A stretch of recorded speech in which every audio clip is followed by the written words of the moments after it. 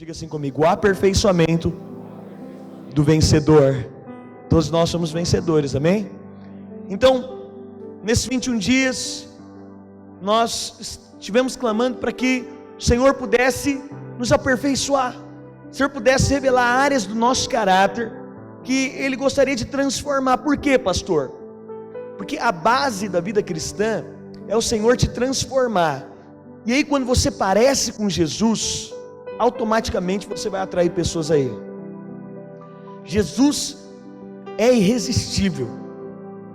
É interessante porque lá no Oriente Médio, 60% dos irmãos que se convertem porque viram Jesus. Agora é interessante porque nesses dados eu não ouvi nenhuma história de alguém que tenha visto Jesus e não se converteu, porque eu acho que é impossível. É impossível alguém ter visto Jesus e não ter se convertido. Aí, esses dias o irmão falou: pastor, mas por que no Oriente Médio eles se convertem vendo Jesus e aqui ninguém vê Jesus? Não é comum ver Jesus aqui.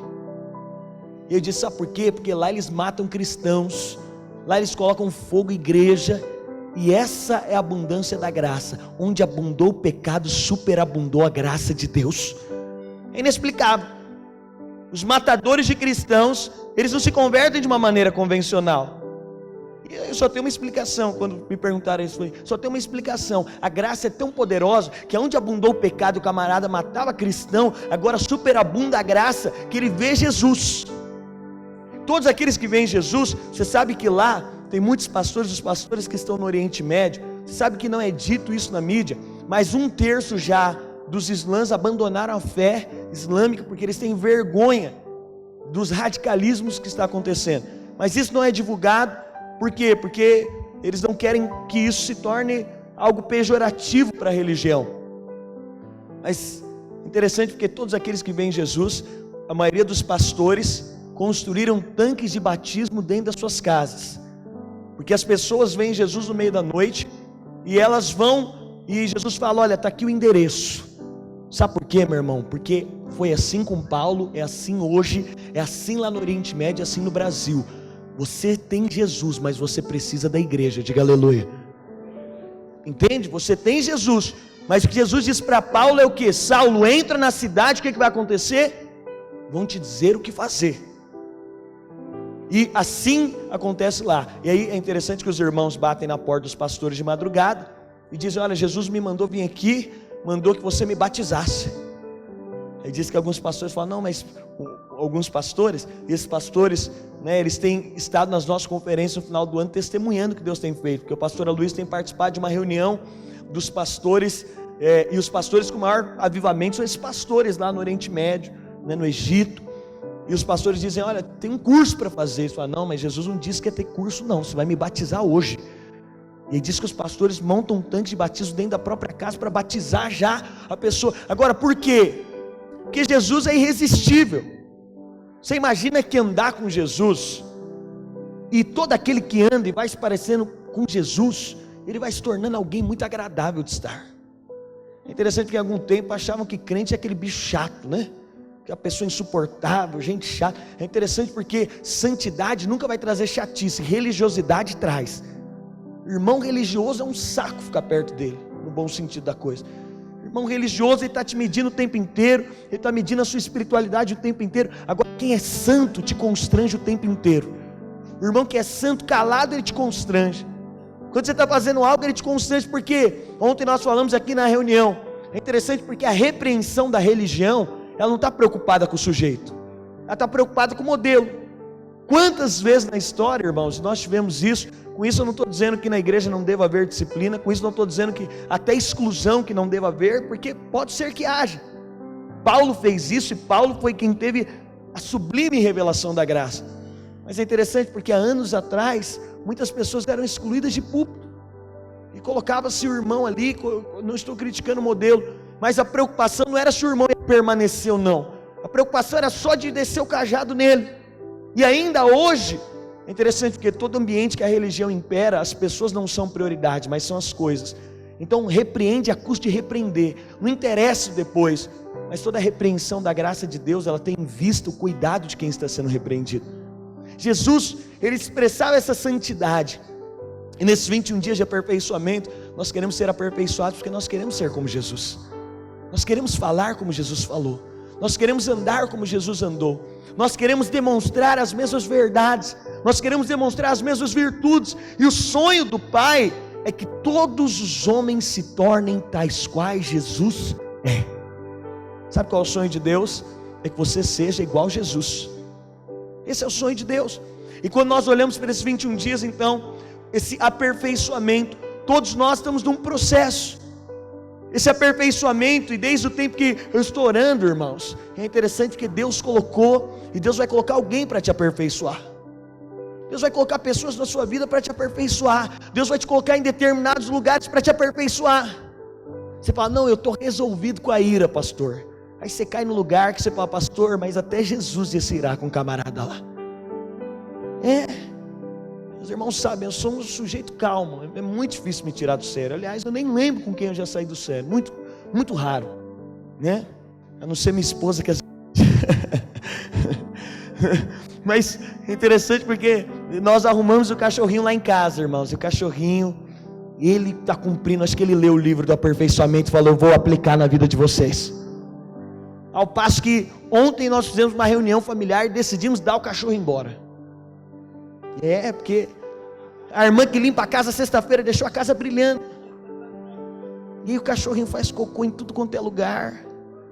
E aí falaram, não pode oprimir o cachorro, senão ele faz cocô escondido, é pior ainda. Às vezes eu entro no quarto, vou deitar. Amorzinho, aconteceu alguma coisa por aqui. Tá passando mal, amor? Não, aí você olha embaixo da cama, o que tem lá? Snoop fez cocô. Eu coloquei uma tábua desse tamanho aqui, o bicho, não deixa eu ser real aqui, né, verdade? Desse tamanho assim, o cachorrinho é desse tamanho, ele está pulando a tábua. Aí ontem nós chegamos em casa, ele fez cocô do lado de fora que ele fica. Na hora que abriu a porta, o que aconteceu com o cocô? Freou na porta assim. Aí fizemos uma reunião, vamos dar embora esse cachorro. Eu já bati nele, já fiz tanta coisa que depois eu falo, Senhor, que dó que dá dele, né? É um perfeito. É curioso, é verdade. Eu senti Deus falando comigo. Você tem problema de ira, né? Que eu já peguei lá uns dias que Jesus amado, eu vou matar esse cachorro hoje. E ontem nós reunimos a família, chamamos a Chloe, filha, vamos dar o cachorro embora, não tem como ele viver aqui. E aí a gente parou no meio da conversa e falei, amor, vamos contratar um adestrador. Não vamos ser vencidos não, vou passar vergonha diante dos irmãos, falar que eu não aguentei cuidar do cachorro, tive que dar ele embora. Mas Deus vai colocar circunstâncias para te aperfeiçoar. O novo nascimento, o dia que você nasceu para Jesus, ele foi um dia muito marcante e profundo. Mas quero dizer, o novo nascimento foi só o início de um processo de uma nova vida. Já viu aquela coisa? Tem irmão que acha, não, nasci de novo, aceitou Jesus, agora... Não. Nós estamos estudando nesses dias que você tem uma alma que ela vai ser transformada. É um processo. E é interessante porque o novo nascimento é só a porta de acesso para aquilo que Deus quer fazer em você. Lembre-se, você teve a natureza mudada. Você é justo. A partir do dia que você aceitou Jesus, você foi feita a justiça de Deus. Mudou a sua natureza. A questão de natureza é tão profunda porque agora você foi transformado. Você fala, pastor, eu continuo pecando. Você continua pecando, mas agora você é um justo pecador. Entende? Você é um justo que peca. Estava dizendo hoje para os irmãos aqui no momento louvor. Nós temos agora, a partir da semana, nós vamos chegar mais cedo para gerar um ambiente. Então vou estar aqui com os irmãos desde 3h30 para recepcionar a igreja 5h30. Nós só temos um culto na semana. Esse culto tem que ser glorioso. Quantos concordam? Diga amém. Só temos um culto na semana. Nós vamos entrar aqui e ficar perplexo com o mover de Deus, com o fluir do Espírito. Mas estava dizendo para os irmãos, ainda que você tenha pecado a semana inteira, você é justo. É um justo sem vergonha, mas é justo. É um justo que ainda é sem vergonha, mas não deixa de ser justo. Pastor, pequei a semana inteira. Quando você tem um novo nascimento, agora em você tem a capacidade de perceber Deus. Esse processo agora de você ser aperfeiçoado por Deus, ele vai se discorrer. Por quê? Porque o seu espírito está pronto. Diga assim, o meu espírito está pronto. No momento que você aceitou Jesus, seu espírito foi vivificado. Você estava morto para Deus. Não é que você era mais ou menos ruim, é porque você era morto. E ele fez uma ressurreição. Seu espírito nasceu para Deus, seu espírito está pronto, seu corpo vai ser glorificado. Diga aleluia. Oh irmãos, alguém como eu olha no espírito e fala: Deus não errou não, que eu ainda vou ser glorificado. Aleluia por isso. Seu espírito está pronto, seu corpo vai ser glorificado, mas tem a sua alma que está sendo transformada. E aí você agora passa por um processo de transformação da alma. Sua alma tem a mente, a vontade e as emoções que são caídas. Agora é um processo de Deus de poder fazer uma transformação. Seu espírito está resolvido, ele nasceu de novo, foi vivificado. O seu corpo vai ter resolução, irmão. Vai ter, você vai ser glorificado, né? Então o corpo vai resolver. Eu sei, isso, você é o templo do Espírito, é muito bom você malhar, ir para a academia, fazer um corte diferente, né? Tentar ficar mais bonito, isso é bom, é sadio. Mas quero te falar que o seu corpo vai ser resolvido quando ele for glorificado, né? Então todo irmão que é feio, hoje um dia vai ficar bonito. Isso, muitos irmãos dando aleluia. Tem irmão que fala: pastor, não tem ninguém feio, somos a imagem e semelhança de Deus. Irmão, para de ser hipócrita, tem irmão que é feio. Seja sincero, vai. Você quer descobrir que tem irmão feio? A gente vai tentar casar as moças aqui da igreja, não consegue. Não, pastor, é feio demais. Tá difícil passar no critério das irmãs aqui da igreja. Às vezes a gente quer casar o rapaz, gente boa, estudando, esforçado, né? Já ganhando salário. A gente vai tentar casar. Não, o pastor é feio. Filha, mal, você está olhando uma visão natural. Ele vai ser glorificado. Você precisa ser mais espiritual. Mas é interessante porque aí tem a sua alma agora, que ela vai ser transformada. O seu espírito está pronto, o seu corpo vai ser glorificado, mas a alma agora está num processo de transformação. O espírito é o lugar da habitação de Deus. Deus veio habitar. A Bíblia diz que aquele que se une ao Senhor tornou-se um só espírito com Ele. Mas agora sua alma está no processo de transformação. A sua mente precisa ser renovada. O que a Bíblia diz lá em Romanos capítulo 12 verso 2? E não vos conformeis com esse século, mas transformai-vos pela renovação da vossa mente, para que você possa experimentar a vontade de Deus. Entende? A sua mente está sendo mudada. As suas vontades, mente e vontade, as suas vontades estão sendo mudadas. Não é no dia que você se converteu que suas vontades mudaram, não. Ainda estão sendo mudadas. Você ainda tem vontade de bater no vizinho. Você ainda tem vontade de sonegar o imposto quando é na época de recolher o imposto de renda. Você ainda tem vontade de falar mal de alguém. Tem ou não tem? Só eu tenho. Você ainda tem vontade de bater no cachorro. Você sente essas vontades. A sua mente, as suas vontades e as suas emoções. Irmão, que é um negócio mais desequilibrado que a emoção? Emoções estão na alma. É ou não é? Tem dia que você fala: eu estou demais. É por isso que você tem que falar: Senhor, cala a voz das minhas emoções. Porque tem irmão que ele é sentimental. E quem é sentimental é um problema. Porque tem dia que você está no céu, no outro dia você está na terra, no outro dia você está em algum lugar. E aí, agora vem o processo de Deus. Esse tempo de aperfeiçoamento não é para aperfeiçoar seu corpo, senão seria 21 dias de academia e salão de beleza. Não é para aperfeiçoar o seu espírito, porque ele está pronto, ele é o lugar da habitação de Deus. Agora é para aperfeiçoamento da sua alma, é para transformação da sua alma. Deus quer mudar a nossa mente, as nossas vontades e as nossas emoções. Ele quer transformar para que tenhamos a mente de Cristo. A Bíblia diz: vós tendes a mente de Cristo. Você tem a mente de Cristo. Agora você pode ter a vontade de Cristo, como Jesus nos ensinou a orar: seja feita a tua vontade. Nós temos a vontade de Cristo, e agora as nossas emoções são estabilizadas em Cristo. E quando nós olhamos para isso, a Bíblia diz lá em Filipenses capítulo 2 verso 12, Filipenses 2:12, abra a sua Bíblia, Filipenses capítulo 2 verso 12.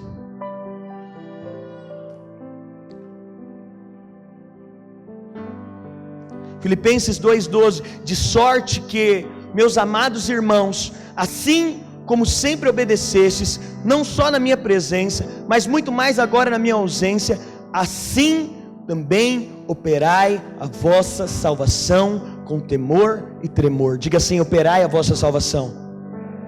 Isso aqui é Paulo dizendo aos Filipenses: olha, operai a vossa salvação com temor e tremor. Mas em 1 Tessalonicenses capítulo 5, verso 23, 1 Tessalonicenses 5, 23 diz: e o mesmo Deus de paz vos santifique em todo, e todo vosso, diga espírito, alma e corpo, sejam plenamente conservados, irrepreensíveis para a vinda de nosso Senhor Jesus Cristo. 1 Tessalonicenses está dizendo, olha, que seja santificado o vosso espírito, a vossa alma e o vosso corpo. Como eu te disse, o seu espírito nasceu para Deus, lá é o lugar da habitação de Deus. O seu corpo vai ser glorificado, mas precisa ser santo, o espírito, a alma e o corpo. E agora então, o processo de desenvolvimento é o processo da alma, e todo o processo de Deus é mediante uma resposta interior, de rompermos com as mazelas da nossa alma. Você precisa de entender, nesses dias, irmãos, nós estamos desejando ter uma igreja de cristãos maduros, de gente que tem clareza da vontade de Deus. Por quê? Porque pessoas que não desenvolveram a sua alma, não permitiram trabalhar do Espírito, é gente que carrega mazela sempre, é gente que carrega uma vida infeliz sempre. Hoje eu estava lendo um texto de uma moça do meu Facebook, eu conheci ela tempos atrás, uma moça bonita, linda, na verdade, ela até trabalha com isso, uma moça que, de uma família muito bem estruturada, e ela escrevendo sobre a depressão, e ela falou, as pessoas olham para mim e dizem, olha, você é linda, deveria ter depressão quem não se sente bonito, você é linda. Ela disse, você não sabe o que é ter depressão. Ela falou, olha, as pessoas olham para mim e falam, você tem condição financeira, você não deveria ter depressão. Ela disse, as pessoas não sabem. Sabe por quê? Porque quando a sua alma não foi transformada, você passa a ter limites na sua vida. Quando você não tem uma alma transformada, você passa a ter limites. Até a sua felicidade é medida pela capacidade que você tem de deixar Deus transformar a sua alma. Às vezes eu falo com a Bruna, amorzinho, nós precisamos ser mais simples, porque é ou não é?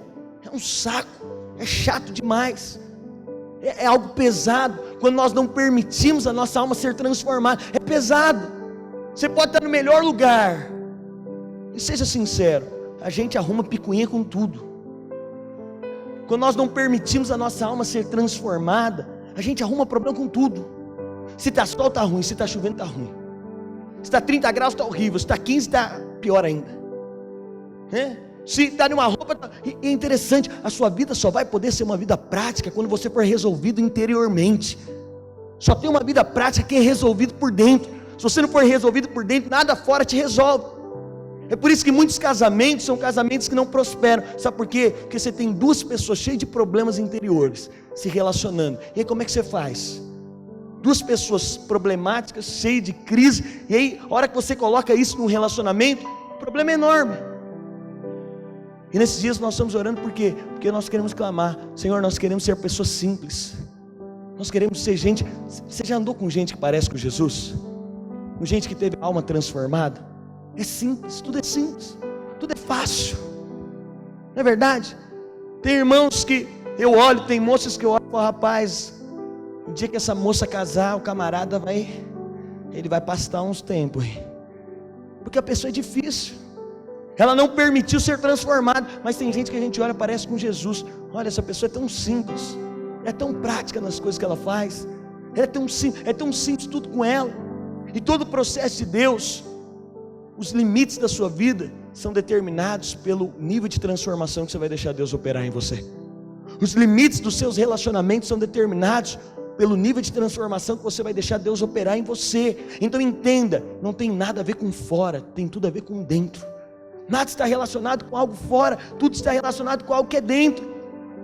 Todo cristão, no momento que você se converte, você é uma pedra bruta. A Bíblia diz que nós somos o edifício de Deus. Você é uma pedra bruta. Agora você imagina que Deus fez uma escultura e deixou só um pedacinho ali, algo bonitinho, todo detalhista. Aí chega a pedra bruta. O que Deus tem que fazer com a pedra bruta? Tem que lapidar. É interessante porque Deus nos lapida através de muitas maneiras. E aí começa o processo de transformação de Deus. Por quê? Porque o sonho de Deus é te encaixar ali, mas você é isso aqui. E aí como que encaixa aquilo ali, se é isso aqui? Aí começa o processo de Deus de nos lapidar, de executar transformações dentro de nós, de nos expor a circunstâncias para nos mudar, de nos expor a circunstâncias para mudar o nosso caráter. Eu acho lindo, né? Hoje eu ministrei numa conferência, semana nós estivemos em 2 lugares, estivemos em Porto Alegre, numa conferência lá, e hoje nós ministramos uma conferência aqui em Diadema. E foi interessante porque eu estava dizendo para os irmãos, o líder, ele fala tudo com motivação. Tem um irmão que fala de casamento que você não quer casar, não é verdade? Quando o irmão terminou de falar de casamento, você fala, meu Deus, você não quer casar não, pelo amor de Deus. E quem está casado fala, o que eu fui fazer da minha vida casando? Mas tem irmão que quando você anda perto dele, ele te inspira a casar. Eu lembro, o pastor Gustavo é mais velho de casado que eu. Aliás, eu lembro até da roupa que eu comprei para o casamento do pastor Gustavo. Foi uma roupa célebre na minha vida, né? Eu lembro que eu saí com os meus pais para ter que comprar uma roupa para o casamento do pastor Gustavo. Mas eu lembro, todo mundo que chega perto desse irmão tem vontade de casar. Todo mundo. É verdade. Você chega perto desse e fala, não, que família bonitinha. Começar com todo mundo bonitinho, de olho claro, loirinho, aquela coisinha, sabe? Aquele bebelozinho, assim, você olha, casinha tudo bonitinho, você vai lá, tudo certinho, os carrinhos deles. Você olha e vai, eu quero casar. Mas é curioso porque o processo de transformação de Deus, o processo, pessoas simples, pessoas são transformadas por Deus, aonde você coloca elas prosperam, aonde elas estiverem elas prosperam. Na empresa as pessoas têm desejo de estar com ela, na empresa o chefe olha para ela e fala, esse camarada aqui ele é simples. Esses dias quando nós fomos começar aqui as obras, eu vi dois peões brigando, negócio feio. Um dizia, pô, tu vai pegar não sei o que você já perdeu 5. Eu quero ver quem vai me fazer pegar. O negócio foi ficando tão chato, tão feio, eu falei, esses caras vão sair na mão aqui. E ele falou, você acha que você é meu encarregado? Você não é... E começou a falar besteira, você não é nada e tal. E eu ali todo sem graça. Aí eu cheguei para ele e falei, amigo, meu camarada está dizendo que você já perdeu 5 desses negócios, você não pega. Não, ele é puxa-saco do chefe. Eu falei, que ser humano difícil de lidar. O camarada foi manobrar o caminhão, parecia que ele estava saindo do aeroporto aqui, manobrando o caminhão, nervoso, porque queria ir embora logo. E no final chegou, e minha caixinha? Eu até dei, falei, vai que esses caras vêm para cima de mim, eu estou em desvantagem. Mas é interessante, sabe qual é a vontade de contratar o camarada de novo? Nenhuma. Você fala, pastor, não muda nada, eu sei como eu sou. Muda sim, muda em tudo. Agora eu fiquei imaginando, eu só sou um cliente que ele vai ver uma vez na vida, e a esposa que vê esse camarada todo dia? E a família, e os irmãos, e os primos, e os amigos de trabalho, tem que ficar com aquilo a vida inteira. Quando nós olhamos para esse processo de transformação, quer te dizer, não tem como sair ileso. Deus vai te lapidar, ao menos que você queira se esconder a vida inteira. E aí eu quero te falar, tem igreja que você vai conseguir se esconder, você vai entrar pedra bruta e sai bruta. Tem lugar que você vai conseguir se esconder. Eu acho interessante que tem gente que tentou se esconder a vida inteira. Todo ambiente que era para lapidar ele caiu fora. Quando os pais foram lapidar, ele saiu de casa, foi morar sozinho. Aí casou, foi lapidar e falou, não quero mais o casamento. Aí o emprego foi lapidar e falou, estou mudando de empresa. Aí chega na igreja, vai lapidar, estou mudando de igreja. Quer te dizer, se você quer ter uma vida cristã exitosa, você tem que aprender a suportar os processos de Deus para lapidar o seu caráter, para moldar quem você é. E aí eu vou te falar algo aqui, ninguém tem o caráter transformado sentado ou dormindo. Ninguém tem o caráter transformado, não vou dormir aqui, Deus vai mudar meu caráter, pastor. Eu te digo mais, caráter não é transformado de forma real e viva, nem através da oração simplesmente. A oração tem um complemento, as circunstâncias que Deus permite. E é interessante, por quê? Porque os irmãos nos lapidam. A personalidade do irmão lapida, o jeito do irmão. Eu estava dizendo de casamento aqui porque eu acho fantástico. Casamento é uma bênção, mas tem um negócio que lapida o homem, é casamento. Não é verdade? Eu sempre digo para as pessoas, todo mundo acha que casou com a pessoa errada, porque parece que você casou com a pessoa mais diferente que tinha. Eu achava que eu era igualzinho minha esposa antes de casar, depois que casou eu descobri que não tem nada a ver comigo, nada de nada. E a maioria dos casais que eu vou conversar, e aí irmão, pastor, não tem nada a ver comigo. Esses dias eu fui aconselhar um rapaz, 3 meses de casado, pensa num casal bonito, casal alegre, conquistar apartamento. Falei, e aí? Ele já fechou a cara na hora. Ele falou, pastor, eu não sabia que ela era uma pessoa tão diferente de mim. Falei, irmão, bem-vindo ao clube. É interessante, mas é interessante, porque não tem nada que transforma mais um homem do que o casamento. Não tem nada que transforma mais uma mulher que casamento. Não é legal isso? Tem gente que é agitado demais, só de olhar o outro parado ela fica com raiva. Aí vai casar com o cara mais manso do mundo, né? Lá vai a mulher na frente e o marido atrás. E o inverso é verdadeiro. Eu sempre fui muito resguardado, assim, muito tímido e minha esposa é extremamente aberta, assim, espontânea. É o mover de Deus. Aí, qual que é a questão? Nesses 21 dias nós estamos orando porque desenvolver a salvação é permitir que Deus te passe por esse processo de transformação. É não pular fora do barco quando Deus estiver te moldando. É você não cair fora na hora que Deus estiver trabalhando com você. É você não abrir uma margem para desculpa ou para abrir mão de algo quando o Senhor quiser trabalhar com você. Os relacionamentos, eles vão nos moldar. Os relacionamentos vão nos transformar. O relacionamento com Deus vai moldar quem nós somos. O relacionamento com as pessoas vai moldar quem nós somos. E é interessante, sabe por quê? Porque a visão que Deus tem de você, de dentro para fora, você não consegue ver como Deus te vê. Deus tem uma visão de você, sabe por quê? A Bíblia diz que Ele sonda o mais profundo do seu coração. Ele conhece as suas motivações mais profundas. E uma das maneiras de sermos transformados é indo para o Senhor. E aí o Senhor mostra coisas no nosso coração. Você fala, eu não acredito que eu sou assim. Você já ouviu isso de Deus? Você ouviu? Às vezes você se pega com egoísmo com alguém. Às vezes você se pega mentindo para alguém. Esses dias o irmão falou para mim, pastor, menti para minha esposa. Lembra aquele dia que a gente saiu junto? Eu falei, lembra, irmão? Então, pastor, minha esposa chegou e perguntou, o que você foi fazer? Ele falou, eu menti, pastor. Sei lá porque eu menti. Eu queria omitir para ela onde a gente ia ido comer junto, que ela ia brigar comigo, não me chamou e tal. E ele falou, eu menti. É interessante, né? Porque isso é uma verdade que às vezes acontece. E aí nesse processo de transformação de Deus, quando você faz isso, aí você vai diante de Deus, Deus fala, olha, foi algo bobo, mas você mentiu. Às vezes você olha para o irmão com olhar de inveja. Às vezes eu já fiz brincadeira com irmãos para depreciar o irmão. Parecia brincadeira, mas no fundo tinha maldade. Era para depreciar o irmão, era para humilhar ele. Já fez isso? Às vezes você brincou com alguém. Eu sei que não, você é santo, tem muitos irmãos santos me olhando aqui, né? Mas eu sei que você já olhou para alguém e quis depreciar ele.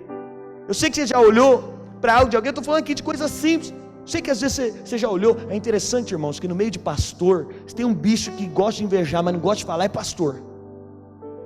A gente chega assim e fala, irmão, e já aconteceu comigo, você viu a igreja do fulano, explodiu.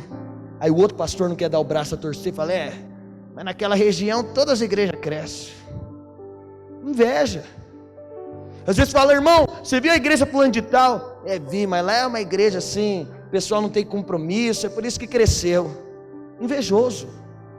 No fundo, isso manifesta. E aí quando nós vamos diante de Deus, Deus tem um olhar interno de nós. A Bíblia diz que Ele nos sonda e nos conhece.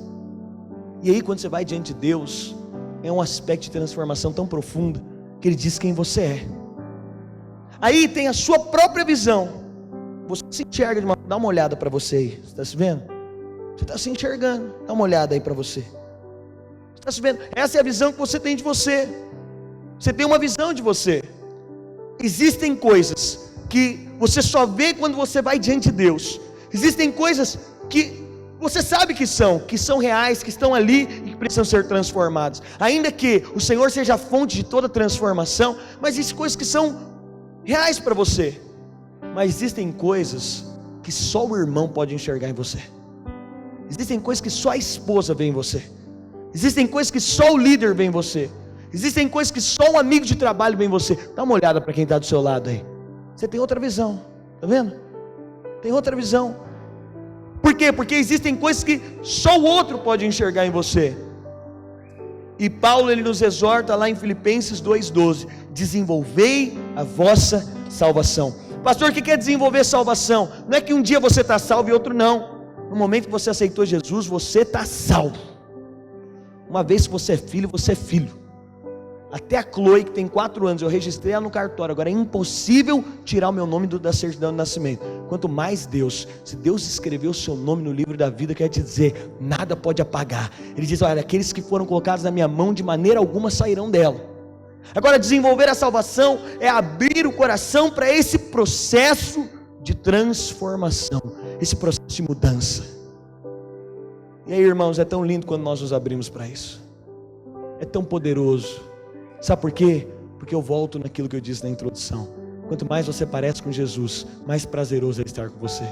Quanto mais você parece com Jesus, mais a sua família vai querer saber e descobrir.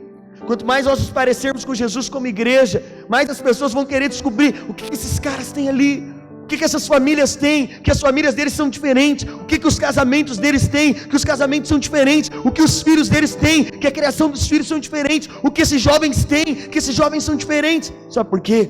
Porque passaram pelo processo de transformação, se tornaram parecidos com Jesus. E eu coloquei aqui 5 is que precisam ser transformados na nossa alma. 5 is. Primeiro I, diga ira. Diga 5 is que precisam ser transformados na minha alma. Primeiro I, diga ira. Abra sua Bíblia lá em Mateus capítulo 11. 5 is que você precisa ser transformado. Mateus capítulo 11, verso 29. Os irmãos da projeção não estão me ajudando, não? Ajudando os irmãos, na verdade, né? Que eu estou lendo aqui. Fica mais fácil para os irmãos. Mateus capítulo 11, verso 29. Tomai sobre vós o meu jugo, e aprendei de mim, que sou manso e humilde de coração, e encontrareis descanso para as vossas almas. Mateus, aqui Jesus em Mateus capítulo 11, ele está dizendo: olha, tomai sobre vós o meu jugo, e aprendei de mim, que sou manso e humilde de coração. O primeiro I que você precisa de resolver nesse processo de transformação da sua alma é a ira. Enquanto você não tiver a mansidão e a humildade de Jesus, você não vai encontrar descanso para a sua alma. Você vai ver que enquanto você não tiver dessa mansidão, toda pessoa irada, ele não consegue viver no descanso. Toda pessoa irritada, ele não consegue descansar com nada. Tudo é motivo. Eu digo, essa é a primeira área que você precisa ser aberto para ser transformado por Deus. É a área da ira, né? Esses dias me contaram uma história, disse que é verídica. Um camarada estava saindo, estava na fila, estava uma fila enorme no supermercado, e ele já estava irritado com aquela fila, e quando ele já estava chegando próximo a sair, foi passando uns pedestres, e ele parou para esperar o pedestre, e o camarada de trás começou a buzinar. Ele se irritou, se irou tanto, ele saiu do carro, arrancou o cara do carro e bateu no cara. E aí o cara voltou para o carro, e ele voltou, ele foi embora com o carro dele. Na hora que parou no posto de gasolina, ele já estava meio assim: poxa vida, o que eu fiz? Aí ele desce do carro, a hora que ele vai atrás do carro, estava um adesivo que a filha dele tinha colado: se você ama Jesus, dê 3 buzinadas. E o camarada atrás dizendo: eu amo Jesus, e buzinando, ele desceu e bateu no cara. Agora é interessante, parece algo simples, mas tem pessoas que são presas à ira o tempo inteiro. É necessário que você aprenda a resolver situações de pressões. Olha aqui para mim, deixa eu te falar algo. É muito ruim. Eu convivo com muitas pessoas iradas. Se esses dias é seu problema, você precisa de orar e falar: Senhor, me liberta. Porque é muito ruim, é muito opressor viver com pessoas iradas. É muito opressor viver com pessoas, porque elas estão carregando o jugo o tempo inteiro. Elas não conseguem descansar. E nesses dias, eu quero te falar, o Senhor quer transformar esse o I da ira no seu coração. Se essa é a sua verdade, você precisa de orar para: Senhor, me muda, transforma meu coração. É necessário aprender a responder em situações de pressão. É interessante porque normalmente quando a ira nos pega, a gente se sente dono do mundo, dono da razão. A gente fecha o olho e aquela coisa. Tome cuidado com isso. Tome cuidado com a ira dentro da sua casa. É porque às vezes a gente é uma lesse na rua, mas é um pitbull dentro de casa. Não é aquela coisa, todo mundo que fala, o chefe fala, todo mundo fala, o vizinho, o camarada é manso com todo mundo, mas chega em casa, ele é terrível, transtornado. Tome cuidado com isso. Sabe, nesses dias nós precisamos de orar e falar: Senhor, tira o I da ira do nosso coração. Então, permita que Deus subjugue o seu temperamento. Deixa Deus subjugar o seu temperamento. Talvez você fale: pastor, eu sou assim desde criança. Mas deixa Deus subjugar o seu temperamento. Ninguém merece viver com alguém irado, não. Estou te falando. Estou falando aqui o que sua esposa gostaria de falar, mas estou tomando a licença aqui. É muito ruim viver numa casa com uma mãe irada. É muito ruim viver numa casa com uma esposa irada. É muito ruim viver numa casa com um filho irado. Esse I da ira extirpa ele da sua vida. Nesses 21 dias, tira esse aí da sua vida, tira isso da sua história, coloca isso para fora. E nesses dias fala: Senhor, muda meu coração, ainda que até hoje eu fui assim, eu quero reações diferentes, diante de momentos de pressão, diante de momentos que eu for submetido a pressões, que eu tiver tudo para explodir, eu quero ter uma reação diferente. Sabe por quê? Porque quem se submete a ser transformado por Deus, ele vai vendo evoluções gradativas na vida dele, mudanças que o Espírito vai operando. O segundo I, que você precisa de excluir da sua vida, que você precisa de ser transformado, que nesses dias nós temos orado, é o I da insubmissão. Então, o primeiro I da ira, o segundo I da insubmissão. A Bíblia diz em Efésios 5:21, sujeitando-vos uns aos outros no temor de Deus. Diga: sujeitando uns aos outros no temor de Deus. Sabe o que a Bíblia está dizendo? Que todo aquele que tem temor de Deus vai também se sujeitar aos próximos, vai sujeitar os irmãos. Insubmissão é a mãe da rebeldia. Há pessoas que não aceitam se enquadrar na missão de ninguém. É interessante, irmãos, porque insubmissão e rebeldia são uma consequência da outra, mas são coisas diferentes. Pessoas insubmissas, elas nunca aceitam estar debaixo da missão de ninguém. Ou ele é o capitão, ou ele não joga no time. Já viu aquilo? Quem já foi dono da bola aqui sabe. Ou a regra é do seu jeito, ou não tem jogo com você. Pessoas insubmissas são pessoas que elas não conseguem se adequar à missão de ninguém. São pessoas individualistas, são pessoas que não têm disposição de se submeter à missão de ninguém, elas não conseguem. Mas aí tem também a rebeldia, que é uma consequência da insubmissão. São pessoas que elas têm uma indisposição, A insubmissão, ela traz a rebeldia, que é o levantar contra. Rebeldia, eu quero te falar nesses dias, o Senhor quer trabalhar um processo de transformação, mas esse processo de transformação começa lá dentro da sua casa. Esse processo de mudança começa lá dentro da sua casa. A insubmissão começa lá dentro da sua casa. A esposa que se levanta contra o marido, isso é rebeldia, é insubmissão.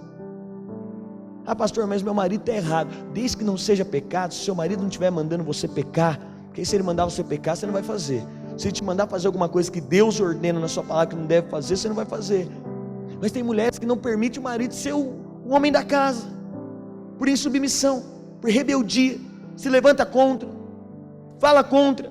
Tem pessoas que em todos os locais que elas estão, irmão, você precisa de saber que vai ter 3 níveis de autoridade para você honrar. As bem próximas, são seus familiares, são o seu marido, aquelas pessoas são bem próximas, o seu líder talvez seja muito próximo. Tem as autoridades que são intermediárias. Quais são as autoridades intermediárias? É o seu patrão no emprego, é alguém que está um pouco distante. E tem aquelas que estão mais distantes, é o presidente da empresa, é aquela pessoa que está lá longe, talvez, é o presidente do país, é o prefeito da cidade, está lá distante. Mas eu quero te falar que você precisa de exercer submissão a esses 3 níveis de autoridade. E sabe o que é mais lindo? É que no processo de Deus em nos fazer submissos, de gerar o I da submissão dentro de nós, pode ser que hajam circunstâncias que você tenha que fazer aquilo que você não gostaria de fazer, que você tenha que se submeter a coisas que você não gostaria. Não, eu acho que tinha que ser diferente. E aí eu falo para meu marido, eu acho que tinha que ser diferente. Mas ele fala: amorzinho, mas nós vamos fazer isso. Não, mas eu acho que tinha que ser diferente. Mas amorzinho, nós vamos fazer isso. Para que Deus produza o I da submissão, às vezes Ele vai te fazer passar por circunstâncias aonde você vai ser testado na sua submissão, e aí você vai precisar dar uma resposta a Deus. Aonde você vai ter que ser testado na sua submissão a Deus, através da submissão às pessoas. O terceiro I é o I da inconstância. Diga assim: inconstância. Então o primeiro I que eu disse é o I da ira, o segundo é o I da insubmissão, e o terceiro I é o da inconstância. 1 Coríntios capítulo 15, verso 58.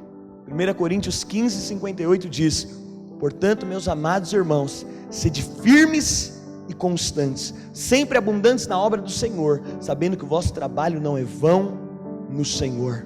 Então a nossa alma, a nossa mente, a nossa vontade, as nossas emoções, por vezes ela vai nos colocar em altos e baixos.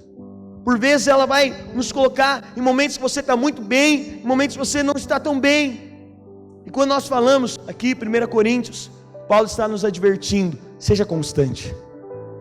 Seja constante naquilo que você faz. Seja constante naquilo que você crê.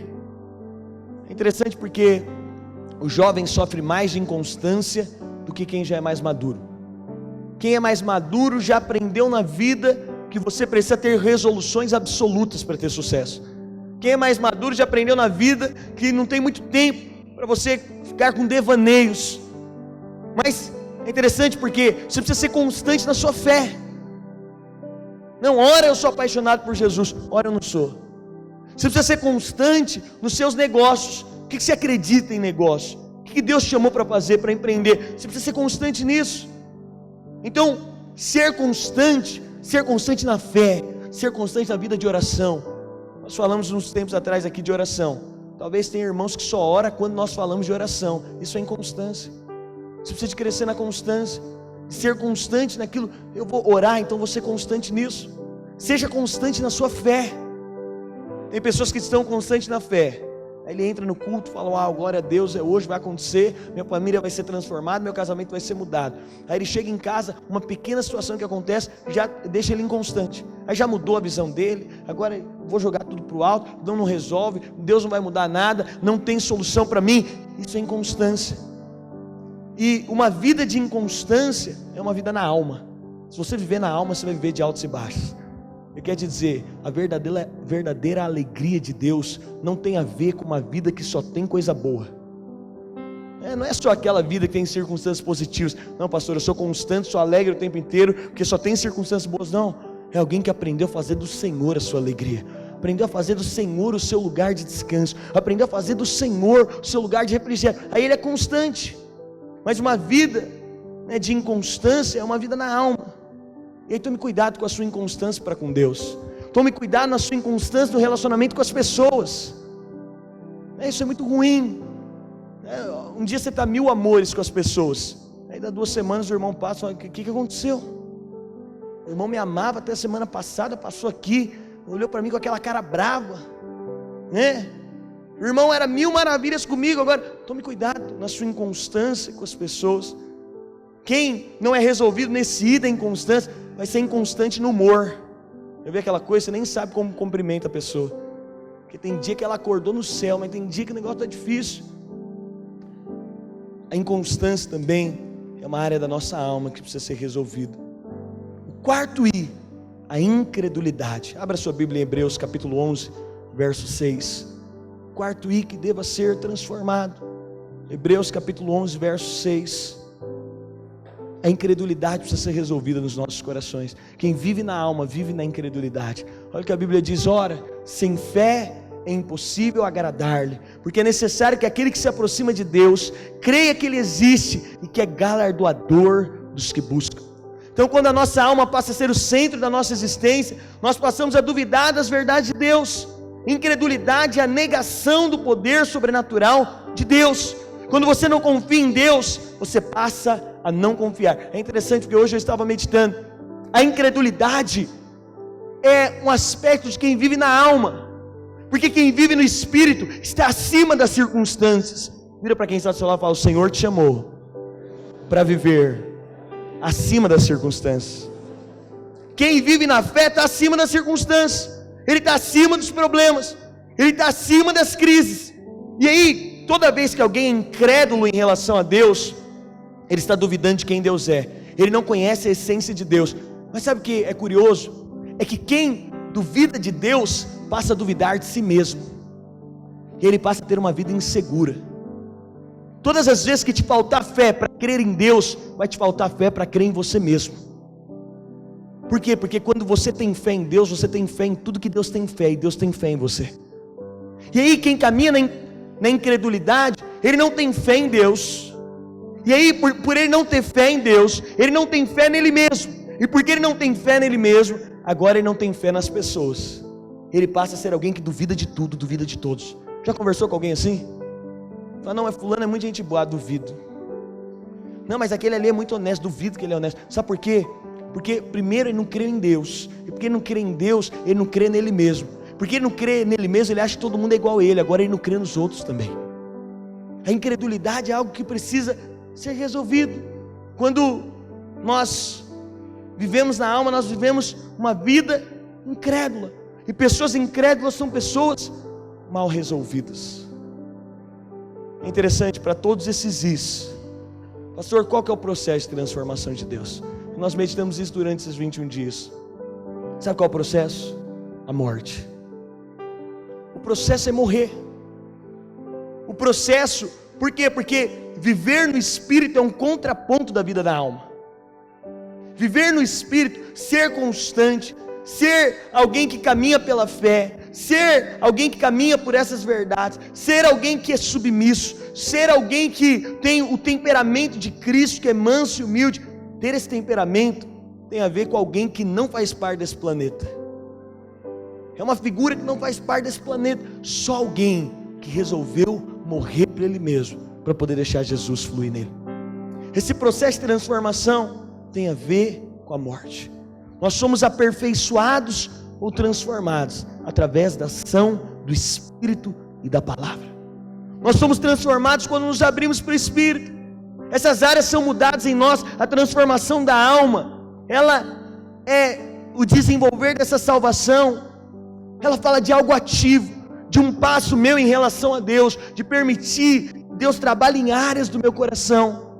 Por quê, pastor? Porque a vida cristã é uma parceria de Deus com você.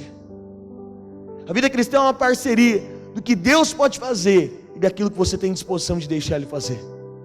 E nesses 21 dias, então, nós estamos orando por áreas do nosso caráter, colocando diante de Deus.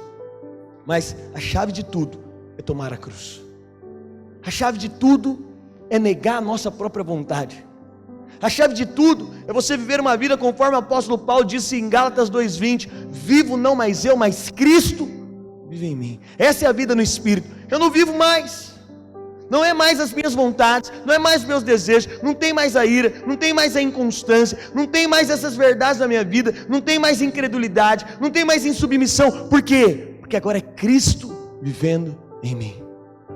É interessante, por quê? Porque quando Cristo vive em nós, nós vamos refletir quem Cristo é, nós vamos expressar quem Cristo é. Lá em Mateus capítulo 16, verso 24, Jesus fala para os discípulos sobre como seria viver esse estilo de vida.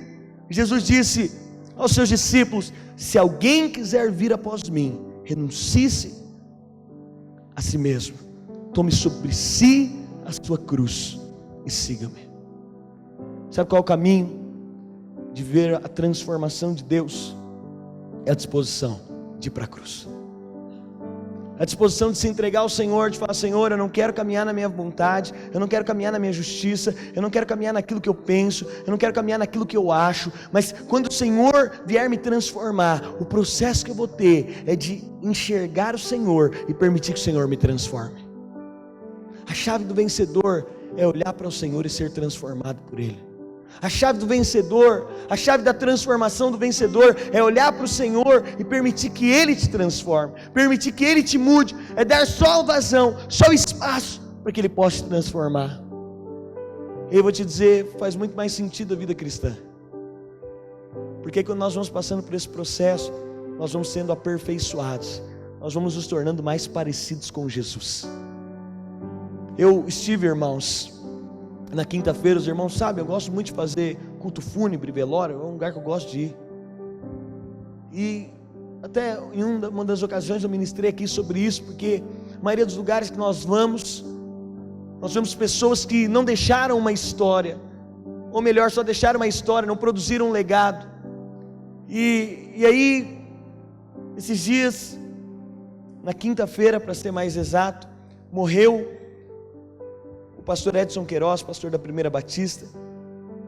E eu disse para o André, mandei uma mensagem, falei: esse enterro nós temos que estar, esse velório lá, o culto, nós temos que participar, que é de um homem certamente que tem uma história, que vai deixar um legado. Nós estávamos num auditório maior que esse aqui, na hora que mandou levantar os pastores que tinham sido marcados por ele, levantou sim, dezenas de pastores. Só na década de 70 esse irmão consagrou 60 pastores ao ministério. E sabe o que eu achei lindo? O mais brilhante de tudo foi quando a esposa dele falou sobre ele. A esposa dele falou: olha, ele era alguém tão fácil de viver. Eu falava para ele, era alguém tão simples de viver, era tão gostoso viver com ele. Eu fiquei pensando, será que minha esposa vai falar isso de mim no meu velório? até filmamos, né?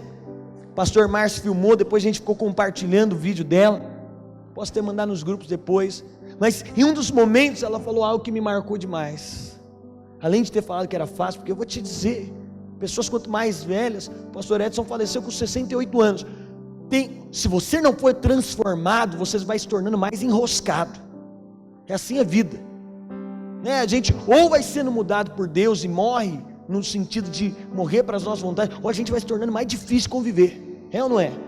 Quem convive aqui com pessoas, você vai vendo mais velho, ela vai ficando mais difícil, o negócio vai ficando de... E aí, eu achei interessante, porque ela disse que estava próximo de desligar os aparelhos, eu não sei como foi o procedimento, não sei se foi aparelho, mas a equipe médica chamou ela, e disse para ela, olha, você está entendendo o que está acontecendo aqui? Ela falou, tô. Eles falaram, então, porque ela disse que os médicos achavam que ela não estava entendendo o nível de gravidade que tinha na doença, porque ela estava tão alegre, tão resolvida, tão cheia de fé, e ela disse que teve fé até o último momento da cura. Eu achei fantástico também, que ela disse que quem venceu no final não foi o câncer, quem venceu foi a vontade de Deus. Eu falei, uau. E aí outro irmão subiu e falou, nós oramos para ele ser curado, e Deus o curou, ele não tem mais câncer, ele está com o Pai. Eu falei, uau, fantástico. Mas ela disse que os médicos chamaram, porque os médicos acharam, essa mulher não está entendendo. Aí eu olhei e falei, isso é uma mulher transformada pelo Espírito. Pastor Edson, ele estava no ápice da igreja aqui em Santo André, uma igreja próspera, a Fátima conhece. Ele pega a família e vai para um navio de missionário, com a família, mudou 14 vezes. E a mulher sentada lá, eu falei, uau, que tipo de mulher é essa de família? Eu achei interessante que a honra do velório foi para a esposa. Todos os irmãos pegavam a palavra, honravam a esposa. Eu falei, uau, que mulher honrada. E aí ela falou, mas eu achei lindo, porque você olha uma mulher transformada. Eu falei, meu Deus do céu, imagina você pegar sua mulher, meu irmão, levar ela para o navio de missionário, para convencer a mulher, abrir mão do conforto, abrir mão da estabilidade, tirar os filhos da escola. Um dos filhos disse, olha, a gente começava o ano estudando aqui, no meio do ano estava aqui, e no final do ano terminava em outra escola. Falei, uau, que mulher transformada. E aí eu achei fantástico, porque os médicos acharam que ela não estava entendendo, e aí os médicos chamaram ela para colocar ela na real. E quando os médicos chamaram ela para colocar ela na real, para falar para ela, olha, seu marido, não sei se você está entendendo o que ele tem. E aí ela falou para eles, olha, sabe o que me consola? Eu estou tranquila, porque tem alguém que ele ama mais do que eu. Aí disse que o médico arregalou o olho e falou, ela falou, o Edson a vida inteira amou mais Jesus do que me amou. Ele me amava, mas ele sempre amou Jesus mais do que eu. E o sonho do Edson é ver Jesus. E se chegou a hora dele ver Jesus, ele sempre foi loucamente apaixonado por Jesus. Se tiver que fazer qualquer procedimento, ele vai estar com alguém que ele mais amou na vida. Eu olhei aquilo e falei, uau, fantástico. Alguém que aprendeu a ser maleável, alguém que aprendeu. E aí eu te falo, amanhã ou depois, eu estou falando algo aqui, mas amanhã ou depois sou eu, é você. O que as pessoas também vão ter para falar de nós? Poxa, era alguém que era maleável. A esposa para falar, olha, a doçura que ele tinha, olha, a maneira com que ele me tratava, é algo que vai ficar marcado. Eu até disse para os meus pais, apesar da pastora ser bem jovem, eu falei, difícil demais casar de novo depois disso. Difícil achar alguém que seja tão transformado pelo Espírito assim. E eu saí de lá falando, eu quero ter esse nível de transformação. Eu quero que os meus amigos, os amigos dele testemunhando, eu quero que meus amigos falem isso sobre mim. Eu quero ser alguém que cultiva relacionamentos e amizades, porque quem é transformado na alma é parecido com Jesus, tem amizades. Quem não é, nem amizade não tem, porque não consegue ter relacionamentos duradouros. Mas esses 21 dias, nós temos orado, nós vamos ser uma igreja aperfeiçoada, de irmãos que se relacionam, de irmãos que se relacionam com base na cruz, gente que vive o casamento com base na cruz. Esses dias, irmãos, vocês viram aí 2 grandes casamentos acabaram, um foi do William Bonner, né, e da Fátima Bernardes. Agora, um casal que era modelo para o mundo inteiro, que era o Brad Pitt e Angelina Jolie, separaram. E aí, vieram falar para mim, pastor, o que está acontecendo? 2 relacionamentos desses. Eu falei, sabe por quê, irmão? Todo relacionamento que não é firmado na cruz tem prazo de validade. Se eu me relacionar com o Evandro, mas eu não tiver com base a cruz de Cristo, se eu me relacionar com o Evandro, mas eu tiver com base, por favor de Deus, eu quero te dizer, eu não acredito em relacionamentos que não tem a cruz como base. que não tem um Cristo como centro, porque uma hora você vai olhar para o outro e vai falar, não aguento mais ver ele, não aguento mais essa mania dele, aí ou vai partir para esse caminho, ou o caminho de muitos homens que eu conheço, que tem uma vida infeliz, uma vida extraconjugal, sabe por quê? Porque ele saiu de tudo aquilo, não é temente a Deus, ele consegue sustentar o casamento dessa forma, mas quando o casamento tem como base a cruz, quando o relacionamento tem como base a cruz, aí é a cruz de Cristo que sustenta todas as coisas. Quantos querem ser maduros nesses dias? Diga aleluia. Quantos querem ser essas pessoas fáceis, com a alma transformada, gente simples, lá nas suas células, irmãos, olhar para esse irmão, é simples de lidar, olha a esposa desse irmão, que irmã simples de lidar, né, dos irmãos, olha, que irmão fácil de lidar, se está chovendo tá bom, se está sol tá bom, né, se estão fazendo barulho tá bom, se está quieto tá bom, é um irmão fácil de lidar, da sua esposa olhar para você e falar, amor, não sei o que está acontecendo, se é alguém fácil de lidar, você está simples de lidar, antes você ia fazer bico nessa circunstância, agora você está tranquilo, você vai falar, é porque Cristo está transformando a minha alma, aleluia, é o cachorro fazendo cocô na casa, eu pegando ele, falando, te amo, ele fala, o que está acontecendo? Fala, é Cristo, é Cristo que está moldando. Quantos querem ser assim? Eu te falo, parece ser uma mensagem muito simples, né? Mas é uma mensagem que repercute em tantas áreas da nossa vida. Sabe quando nós vamos ser essa igreja poderosa, e nós temos declarado que nós vamos conquistar todo o ABC, diga aleluia. Nós temos visto isso, já somos 10 igrejas só na região do ABC, na Vinha Dínamos. Ontem nós fizemos a reunião de líderes aqui, colocamos mais umas 100, 150 cadeiras, o prédio não cabia, só de líderes. Eu falei para os irmãos, nós vamos fazer essa reunião só de pastores aqui um dia. Nós estávamos na reunião de pastores no hotel, a sala que tinha, já não estava comportando, só pastores e esposas. Irmãos estão à frente de igrejas. Nós vamos conquistar essa cidade, mas a custo de gente que é transformada pelo Espírito, gente que é maleável. Gente, irmãos, não tem como viver a vida de célula se a gente não tivesse coração. Não tem como. Por quê? Porque é um ambiente que Deus está te burilando, trabalhando em você. E aí precisa ter a sua cooperação e dizer, Senhor, eu estou aberto, trabalha em mim, trabalha nas áreas da minha vida. Aí eu te pergunto, como que Deus vai trabalhar a ira na sua vida? Passando uma propaganda na TV? Irai-vos, mas não pequeis. Não. Deus vai passar o processo do irmão tirando, o irmão te provocando, o irmão enchendo a sua paciência, sua esposa pegando o seu pé. Aí você vai falar, minha oportunidade de dar uma resposta para Deus. Como é que Deus vai tratar o melindre com você? É os irmãos esquecendo de te ligar. Convidou todo mundo. Esses dias um líder falou, pastor, né, um pastor estava dizendo que o irmão fez aniversário, o irmão da célula dele convidou todos os irmãos da célula e convidou um outro líder de outra célula, só não convidou ele que era o líder da célula do irmão. Mas a oportunidade do quê? De Deus testar, trabalhar, burilar, né? O melindre, cresce no melindre. Quantos querem crescer nesses dias? Você quer ser um filho maduro? Seja sincero, diga amém se você quer. Você está entendendo o que eu estou dizendo, né? Não vai ser no que amadurecer, não vai ser tirando uma soneca, não, vai ser através do processo de transformação de Deus.